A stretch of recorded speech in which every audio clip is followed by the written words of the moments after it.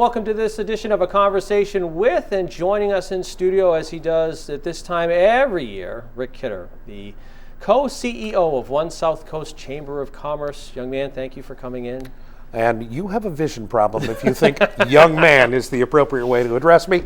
Hello, Jim. How are you? I'm doing and well. Happy holidays to you. Thank you. This is the late fall. We're starting the month of December soon, and throughout the month, obviously, it's the holiday shopping season. And I know you come in and give us some good sound advice that people can look for. And shopping local is the big thing. It is. Shopping local is the big thing, Jim. And I think it's important that people realize that when they spend dollars locally, more of those dollars stay locally. It's local jobs, number one, but it is also money that stays here. When you support a small business, you are not supporting a business that is buying a second home for the CEO who is somewhere in Colorado. You're instead helping that guy, that small guy, who may sponsor your Little League team, right, who does the things that need to happen in order to make our community better and gives people jobs here. Talk to me a little bit here at the start and sort of give us an overview. Obviously, last year when you were in here, and I watched the show that we did last December, actually it was in November, but you talked about the year, we were in the pandemic still. Yep. We were worried about another wave. Just your overall assessment as we go to December 2022. I think as we go to December 2022, the pandemic is not as much the concern as it was in the past for obvious reasons. Number one, thanks to vaccinations and boosters, we've got more of a handle on it than we'd had in the past. There's less kind of unfocused concern, and now the concern is appropriate and it's focused where it needs to be focused.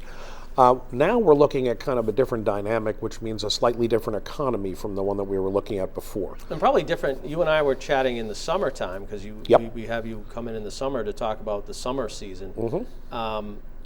Things have changed from that 6 months ago too. It's I don't say it's dramatic, but there has been changes. You know, it's funny. It's changed around the kitchen table, and it's changed not only around the kitchen table, but in the pocketbook of the average person. Mm-hmm. And that's where you start to see some real concern within the market as you go forward. People are worried about inflation. They have a reason to be worried about inflation, but fortunately it's starting to slow. And as inflation slows and the economy starts to level out, you start to see the stock market doesn't do these massive ups and downs and swings that it's been doing. We're kind of past most of the supply chain issues. Those are starting to iron themselves out. I was going to ask you about that because I know there's some things that are still stuck, but for the most part, from your standpoint, it's better. It's better. And also the employment scene is a little bit better. You start talking to local employers and they have, more of them are, quote, staffed up than they were a year ago. And they're feeling a kind of a comfort that they can move forward. Now, the challenge, of course, that they have is that those businesses, just like individuals, are subject to the same inflationary pressures. Right. They are subject to the same ups and downs in the markets, and so they are going to be cautious as they go forward. So we're likely to see, when we get growth, it's going to be slower growth. But we're going to end up in a situation where folks, I think, their pocketbook issues are going to be the things that govern what they do, except around the holidays. Right. And I know that, and you can give me the exact numbers, but this time of year can make a huge difference financially for a business. How much of an impact does holiday shopping have on the overall year for a business? It's going to vary from business to business. If you're a pipe fitter, you're a pipe fitter. But if you're a retail business, it could be 40% of your entire year is in the next month and a half. Right. And when you start looking at, okay, this percentage of my year is dependent upon people going out and shopping and doing the things that they want to do for the holidays, if that were to go away, a lot of those businesses would go away because they don't operate with margins that could survive that. Right. We were talking off camera, but I think it's interesting compared to last year. Last year when you were here talking about this, we were talking about, you were mentioning that the businesses were making a big push for the gift cards. Yes. Not that they're not still popular. I get the feeling, though, in doing some reading, that's not necessarily the case this year. No, I think part of the pent-up demand that people have had to be able to be out and about Part of that pent-up demand is that there's more of a desire now to, instead of getting the gift card that would buy that scarf, to buy that scarf, to buy that thing for somebody that feels personal. I think gift cards were a very convenient way of showing love and appreciation for someone during the holidays, during the pandemic. Right. And they will always be a piece of the mix. But the reality on that is that people are now kind of trying, let's get back to personal. Right. And there's something personal about the hand-picked gift that is different from the gift card. Right. And not that the gift card's bad, it's just... No, gift cards are great. Like I've never seen anyone return one. Right. I mean, I think kind of people want to touch something. Right. There is definitely that feeling of tangibility. We got cooped up for a long time, and we didn't get a chance to touch gifts. Even if we ordered gifts from some place to send to someone else, we didn't get a chance to touch them themselves before they got into somebody else's hands. And that's actually an important part of gift giving. And I think it's an important part of the holiday experience. I mean, there is an aspect, and we haven't really chatted about this before, but psychological. There's a lot of things that have to go through. Never mind the economy and stuff. Psychologically, there's a lot of issues that businesses have to deal with. They do. Businesses have to deal with a lot of things, particularly around the holidays. They have to deal with some guesswork, particularly small businesses. Right. When they're putting their stock together, they're committing what may be a huge percentage of their gross into putting their stock together, making good guesses as to what people are going to buy and want. Right. What we're seeing in our small businesses now is that their inventories may not be as big as they once were, but what they have done is stretch out the holiday season a little bit more. You and I were talking a little bit before we began that we're starting to see actually sales and things happening even before Thanksgiving this year, because I think the stores want to be able to get their goods in and sell them and make sure that they can get their numbers. As you look at that, what are some of the things that people are looking for this year? I think people this year are looking for gifts that are personal. I think that what they're looking for, and that actually kind of plays into the hands of shopping small, because you can get something from a maker. You can get something. You could go to Hatch Street Studios up in the North End and buy original artwork or original pottery or something of that kind that really is personal in nature. You can always go out and get the TV. Right. But the reality is a gift that means something is a gift that actually someone has thought about. And so our small businesses really kind of cater to that and give that personal touch. When you look at what's happened at Kilburn Mill, for example. We've been to so many ribbon cuttings there. We have been to so many ribbon cuttings there. Why? Because there's a huge expansion of those small businesses, which is really exciting. And those small businesses have things that, talk about holiday gifts that are personal.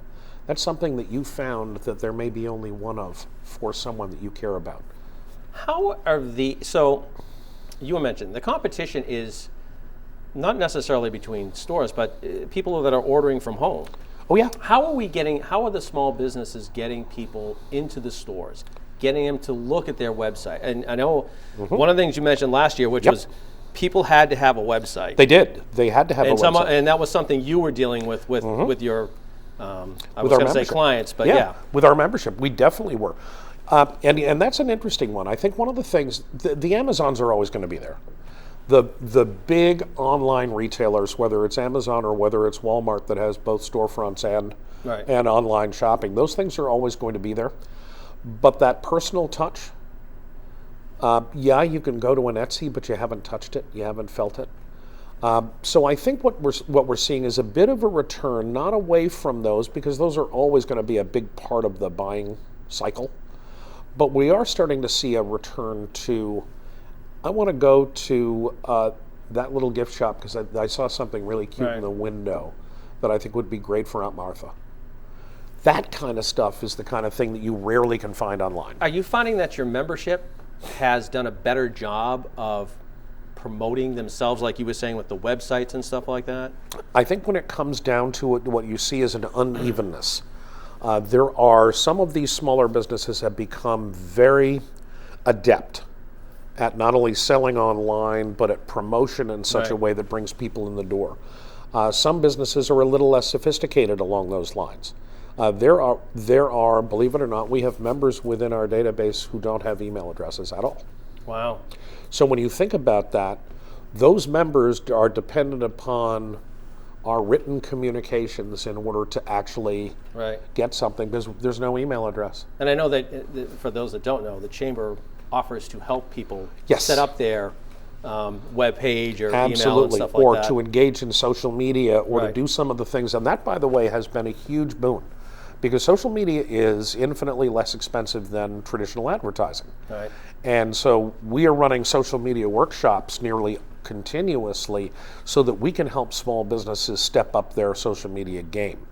Those ways of reaching people, if you want to see somebody who does a good job with it, Downtown New Bedford Inc. Right. does a remarkable job at putting stuff out about what's happening downtown, but that doesn't exist everywhere within the city. Right. And it's something we would love to be able to see, that there would be these organizations or us that can help these businesses collectively market, because that's very, very important. You mentioned that we were talking, and the stores have started sales earlier. And I know that's nationally. Yes. But I'm sure that local businesses are doing the same thing. What is, I guess it's a guess because they're saying they're starting earlier than normal. Sure. What's the payoff? I mean, do they know? They don't. And this is one of those things that we'll treat it like COVID. It spread like wildfire, right? So has this concept. Right. It spread like wildfire from within the business community to say, we better get a jump on this thing, because we know that we're competing against the online retailers. Right. We know that we're competing against the big box stores. We better do something earlier this year, and that kind of spread out. And here we are on the eve of basically of Small Business Saturday, and all of those shopping. There's Black Friday, there's Small Business Saturday. There's a whole lot of businesses that are going to be offering some discounts to make it attractive for you to be in their store, because you actually have to leave your couch to do it. You mentioned when we talked here in the summer, you were talking about just the labor market itself. Yes. And you mentioned briefly that things are better. They are. Are they better enough so that customers and the businesses themselves will be able to handle this holiday season? By and large, the answer to that is yes. I think there are still some industries that are a little bit stressed. Hospitality industry was stressed throughout the summer, And you mentioned it, yeah. Yeah, and staffing issues were critical in that, in seasonal businesses such as that. Most businesses are staffed up enough, and I will tell you that with economic concerns, with inflation, that's had something of a chilling effect on companies' desire to hire. So having enough staff may not be staffing at a level that, if the economic factors were different, they might be looking for more people.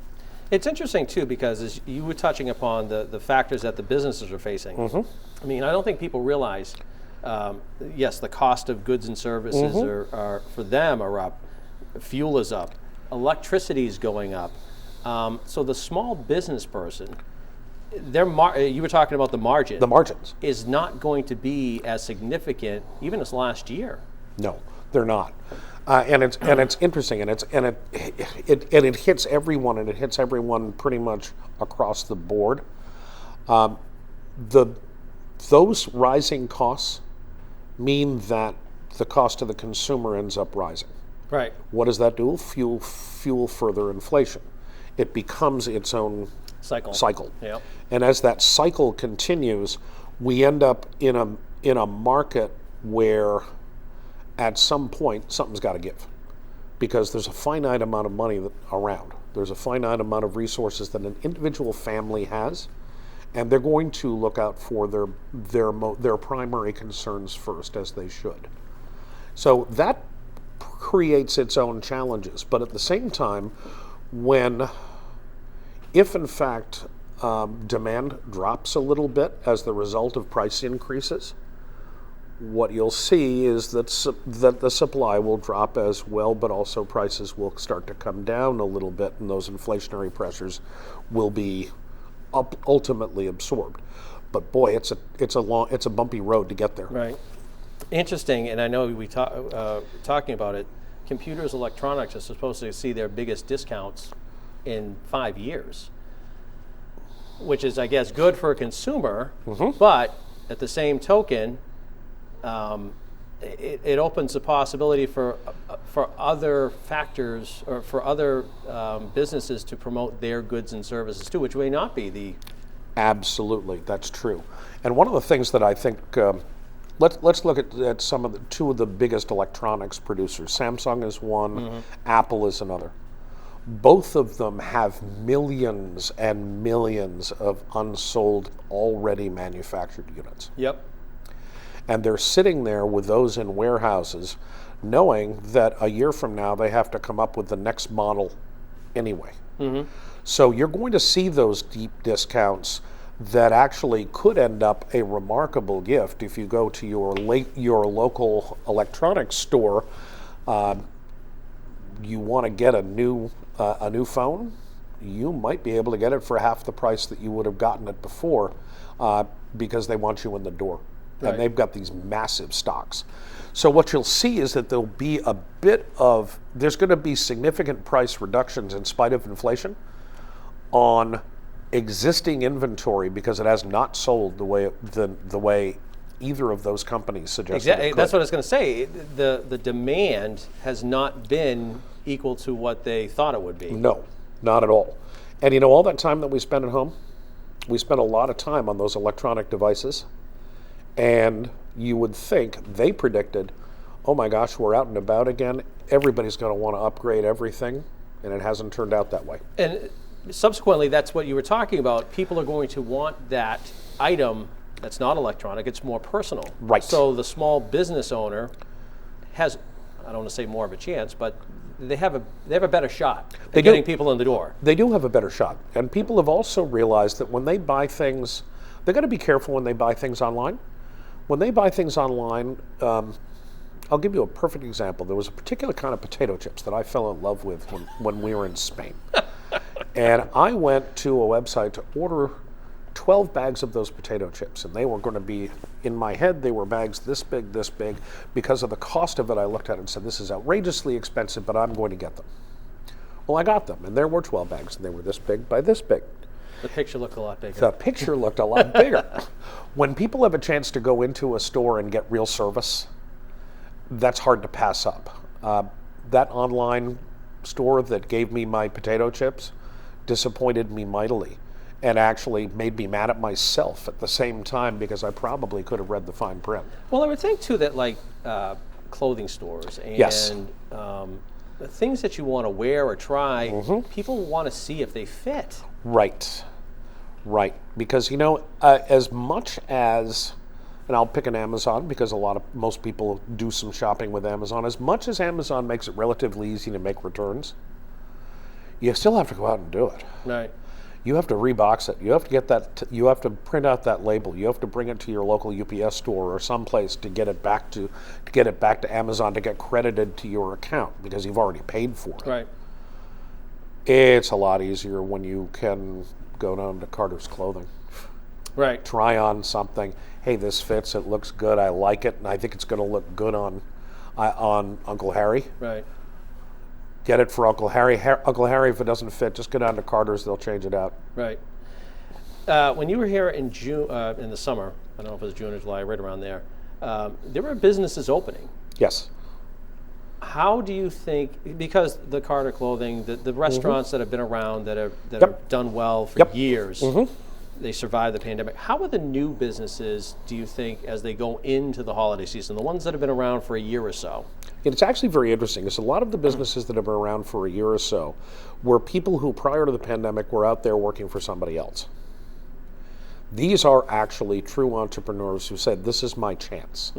This is my opportunity.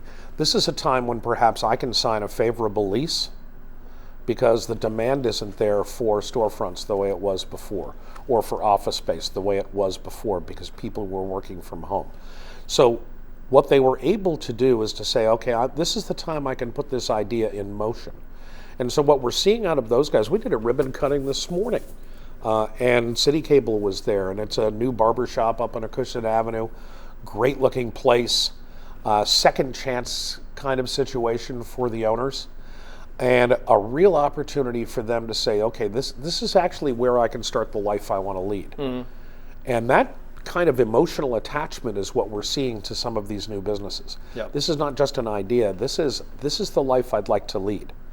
And the pandemic, I think, has given people a lot of opportunity to take pause and say, okay, what do I want that life to look like? You talk about small business so often, and the benefits of buying local to them, to the business.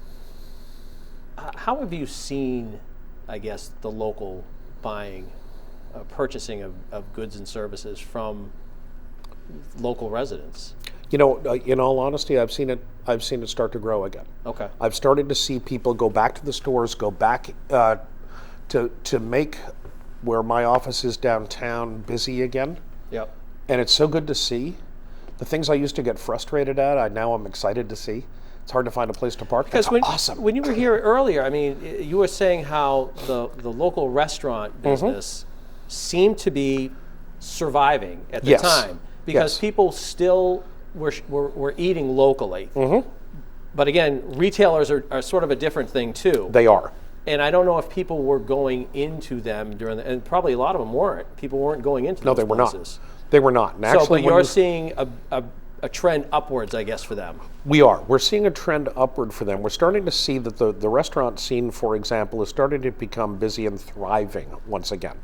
It was a lot easier for restaurants, I hate this word because I've had to use it so much in the past couple of years, but they were able to pivot a little bit more easily than some with outdoor dining, with takeout, with, things like that where they could adjust. Yeah.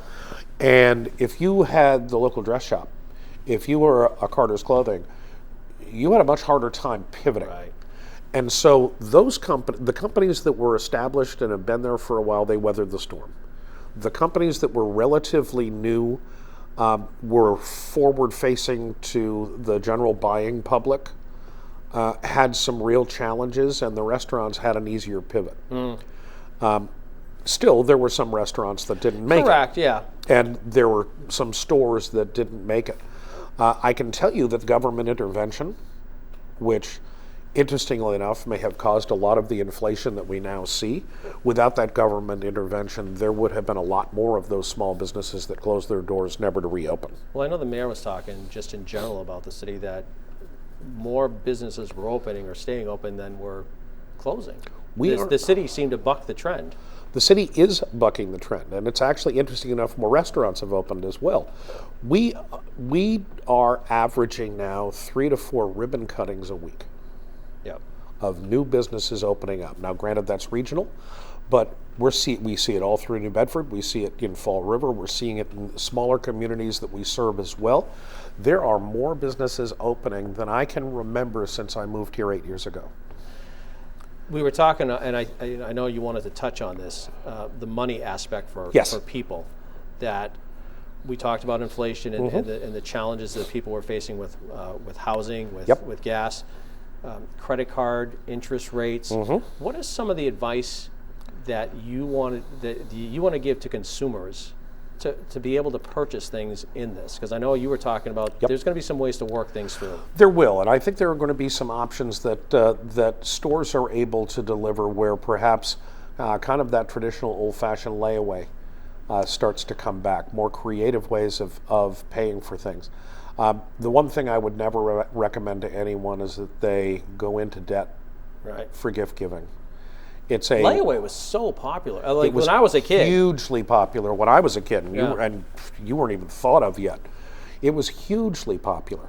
And I think we'll start to see that you may even see the banks come up with Christmas clubs again. There are going to be those. Christmas clubs are huge. You're going to see some of those more creative, old-fashioned ways of financing Christmas and the holidays in general that don't necessarily involve people getting themselves into massive debt. Do you see, because you're obviously up on the trends, and obviously that was so 1970s and 80s, but do you see trends like that coming back? I do. So new business people and banks and financial institutions and whatever, they say, you know what, that worked back then. That worked back then. We're looking for ways to create the equivalent of the old Christmas Club Passbook account. Those were extremely popular. They were very, very popular, and it allowed people the opportunity to set a little bit aside as they could to be able to build up a bit of a war chest for the holidays, which is a wonderful concept. Yeah. For me, that's a much better concept than debt. Absolutely. And the layaway is another. And layaway is another one. And I think you're going to start to see more and more of those things develop if we have a soft holiday season. And the layaway works for a small business. Right. You can't, I guess you can Right. in some stores, the big, quote, box stores. Yep. But the local shoe store, the local clothing right. store Right. that knows you Yep. is more apt to do a layaway plan. No question about it.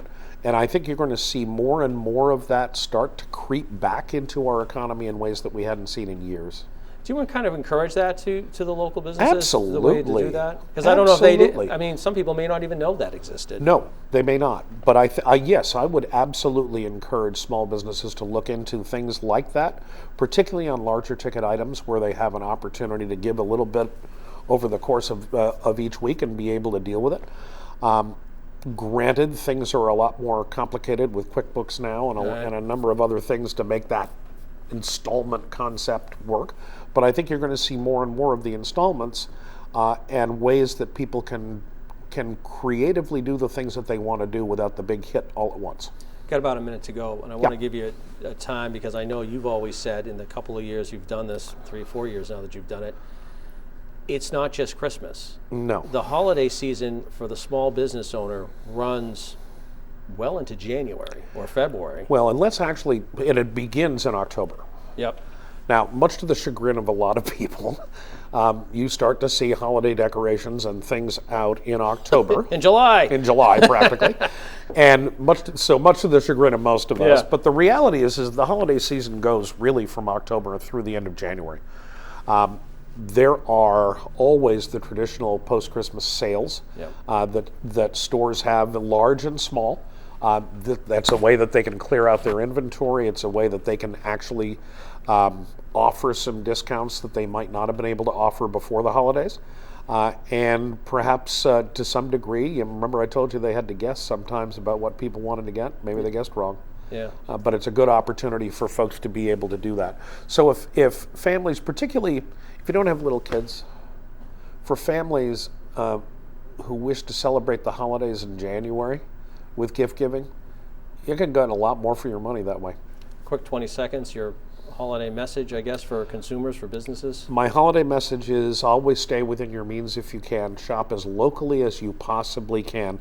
Support those people that support our Little League teams, that support our hockey teams, that support our workforce. So shop local. It's good seeing you. Good to see you, Happy Jim. holidays. Same to you. That's going to do it for this edition of A Conversation With. I'm Jim Marshall of the New Bedford Cable Network. Thanks for watching, and I'll talk to you soon. I think